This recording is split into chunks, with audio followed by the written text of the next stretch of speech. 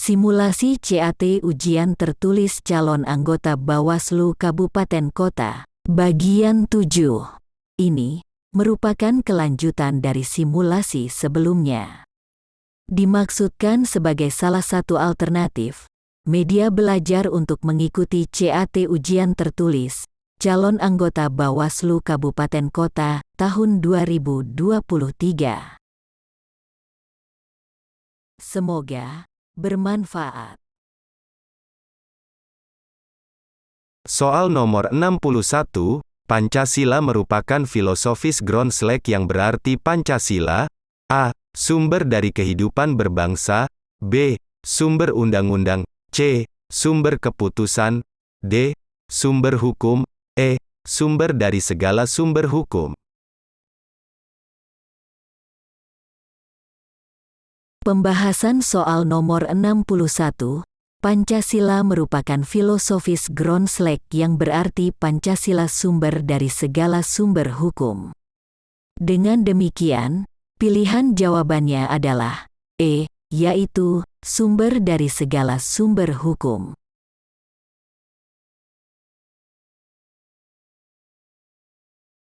Soal nomor 62, pada sidang resmi pertama BPUPKI pada tanggal 29 Mei tanggal 1 Juni tahun 1945, salah seorang anggota Badan Usaha Kemerdekaan Indonesia atau BPUPKI memaparkan teori integralistik yang selanjutnya menjadi pemikiran yang mendasari pembahasan bentuk dan dasar negara pada pembahasan lebih lanjut. Siapakah anggota BPUPKI yang memaparkan teori integralistik tersebut? A. Dr. Andes Muhammad Hatta, B. Profesor Mr. Muhammad Yamin SH, C. Dr. Kanjeng Raden Tumenggung Rajiman Widyodiningrat, D. Insinyur Soekarno, E. Profesor Dr. Mr. Supomo.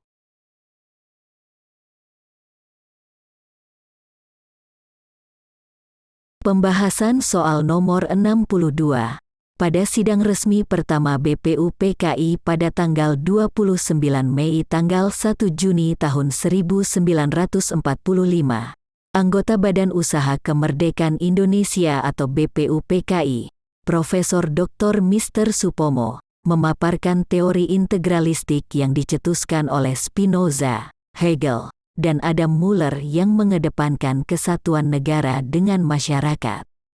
Dalam kesempatan itu, Profesor Dr. Mr. Supomo memaparkan bahwa negara adalah sebuah susunan masyarakat integral, di mana semua golongan, segala bagian, semua anggotanya berhubungan erat satu sama lain.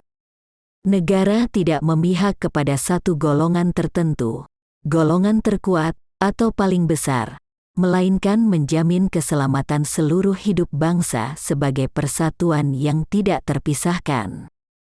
Dengan demikian, pilihan jawabannya adalah E, yaitu Profesor Dr. Mr. Supomo.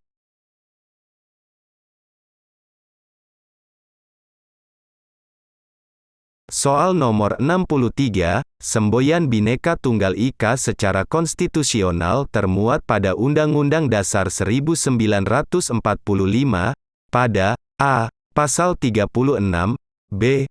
Pasal 36A, C. Pasal 36B, D.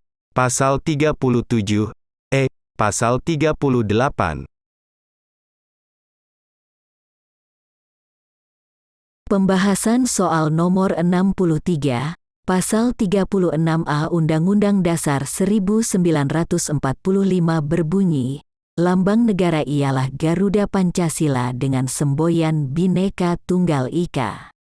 Dengan demikian, pilihan jawabannya adalah B, yaitu Pasal 36A.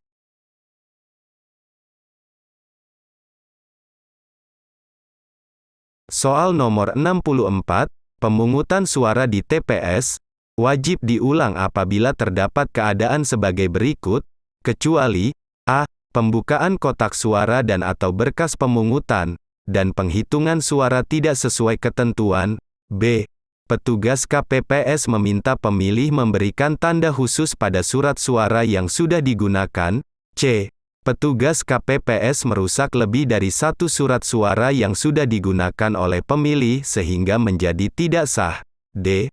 Pemilih yang tidak memiliki kartu tanda penduduk elektronik, dan tidak terdaftar di daftar pemilih tetap, dan daftar pemilih tambahan. E. Petugas memberikan tanda dengan tinta kepada pemilih setelah melakukan pemungutan suara. Pembahasan soal nomor 64, sesuai pasal 372 ayat 2 Undang-Undang Nomor 7 Tahun 2017 tentang Pemilihan Umum. Petugas memberikan tanda dengan tinta kepada pemilih setelah melakukan pemungutan suara, bukan merupakan hal yang wajib dilakukan pemungutan ulang. Justru ini merupakan salah satu kegiatan yang dilakukan oleh KPPS. Sesuai pasal 366 ayat 1 Undang-Undang Nomor 7 Tahun 2017 tentang Pemilihan Umum, memberikan tanda khusus yang diatur oleh KPU berupa tinta kepada pemilih yang sudah memberikan suara. Dengan demikian, pilihan jawabannya adalah E, yaitu petugas memberikan tanda dengan tinta kepada pemilih setelah melakukan pemungutan suara.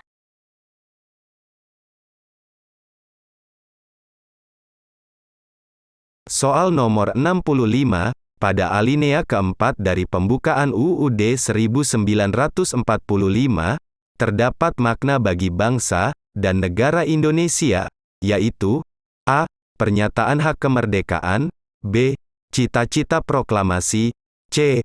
Pernyataan pengalihan kedaulatan, D. Pernyataan kedaulatan dan kesadaran religius, E. Dasar-dasar bernegara. Pembahasan soal nomor 65, alinea keempat, pembukaan UUD 1945 memuat dasar-dasar bernegara, yang meliputi dasar negara, yaitu Pancasila, tujuan negara, asas politik negara, dan ketentuan mengenai Undang-Undang Dasar. Dengan demikian, pilihan jawabannya adalah E, yaitu dasar-dasar bernegara.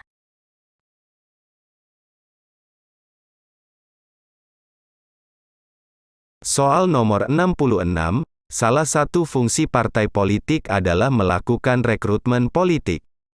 Berikut ini tujuan partai politik melakukan rekrutmen terhadap warga negara Indonesia, kecuali A. Untuk menjadi anggota partai politik, B.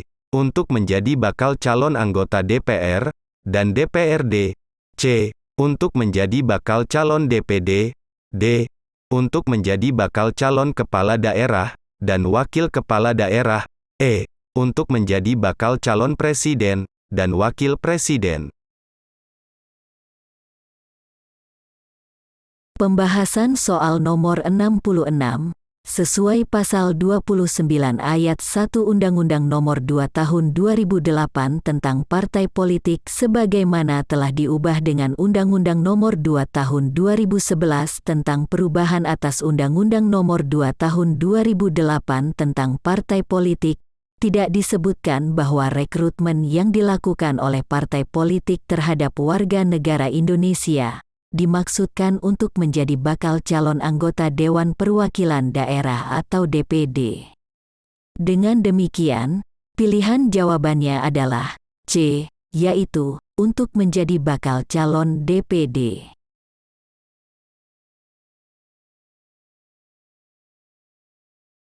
Soal nomor 67, berikut ini antara lain, peserta pemilu yang diselenggarakan pada tahun 1971, kecuali A. Partai Katolik, B. Partai Syarikat Islam Indonesia, C. Partai Nahdlatul Ulama, D. Partai Musyawarah Rakyat Banyak, E. Partai Rakyat Jelata.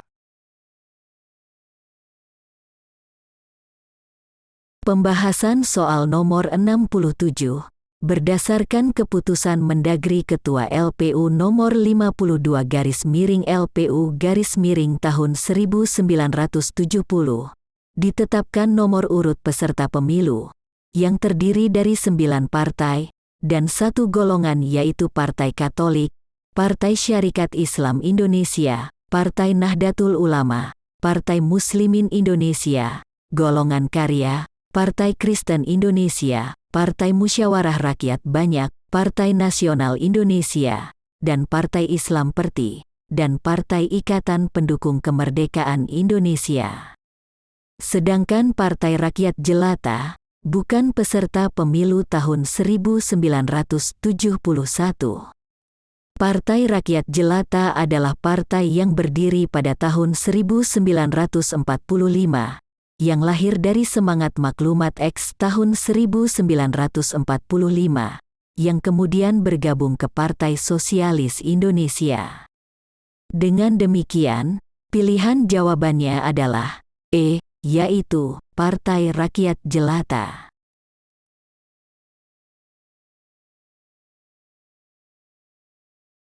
Soal nomor 68, berikut ini adalah bentuk kampanye yang dapat didanai dari APBN, kecuali A. Rapat umum, B. Pemasangan alat peraga di tempat umum, C. Iklan media massa cetak, D. Iklan media massa elektronik, dan internet, E. Debat pasangan calon tentang materi kampanye pasangan calon. Pembahasan soal nomor 68, sesuai dengan pasal 275 ayat 2 Undang-Undang Nomor 7 Tahun 2017 tentang Pemilihan Umum. Bentuk kampanye yang difasilitasi KPU, yang dapat didanai oleh APBN yaitu, pemasangan alat peraga di tempat umum, iklan media massa cetak, media massa elektronik, dan internet dan debat pasangan calon tentang materi kampanye pasangan calon.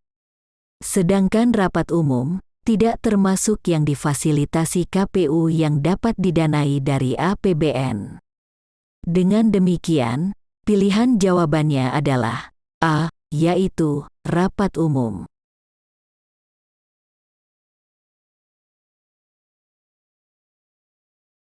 Soal nomor 69, berikut ini termasuk kewajiban Bawaslu Kabupaten Kota, kecuali A. Bersikap adil dalam menjalankan tugas dan wewenangnya, B. Melakukan pembinaan dan pengawasan terhadap pelaksanaan tugas pengawas pemilu pada tingkatan di bawahnya, C. Menyampaikan laporan hasil pengawasan kepada Bawaslu Provinsi sesuai dengan tahapan pemilu secara periodik dan atau berdasarkan kebutuhan, D. Mengawasi pemutakhiran dan pemeliharaan data pemilih secara berkelanjutan yang dilakukan oleh KPU Kabupaten Kota, E. Mengembangkan pengawasan pemilu secara mandiri berdasarkan latar belakang anggota Bawaslu Kabupaten Kota. Pembahasan soal nomor 69, sesuai dengan pasal 104 Undang-Undang Nomor 7 Tahun 2017 tentang Pemilihan Umum, Bawaslu Kabupaten Kota tidak diberikan kewajiban mengembangkan pengawasan pemilu secara mandiri berdasarkan latar belakang anggota Bawaslu Kabupaten Kota. Yang benar, terkait hal ini adalah mengembangkan pengawasan pemilu partisipatif. Dengan demikian, pilihan jawabannya adalah E, yaitu mengembangkan pengawasan pemilu secara mandiri berdasarkan latar belakang anggota Bawaslu Kabupaten Kota.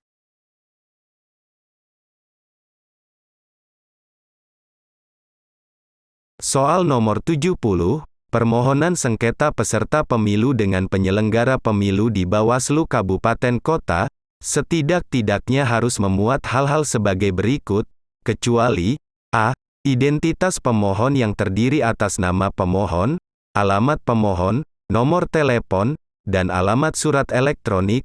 B. Identitas termohon yang terdiri atas nama dan alamat termohon. C. Uraian yang jelas mengenai kewenangan menyelesaikan sengketa peserta pemilu dengan penyelenggara pemilu. D. Kedudukan hukum pemohon dalam penyelenggaraan pemilu. E. Kedudukan sosial termohon dalam sosial kemasyarakatan.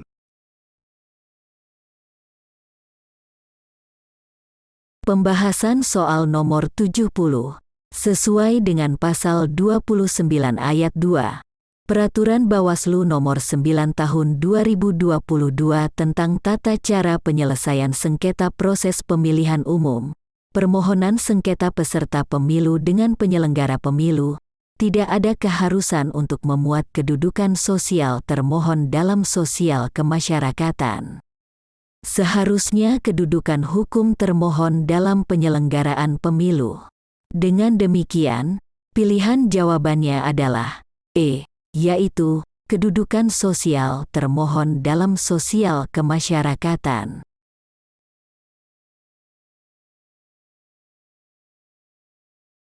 Cukup sekian dulu simulasi CAT bagian ini, dilanjutkan simulasi berikutnya pada video selanjutnya. Demikian, sampai jumpa.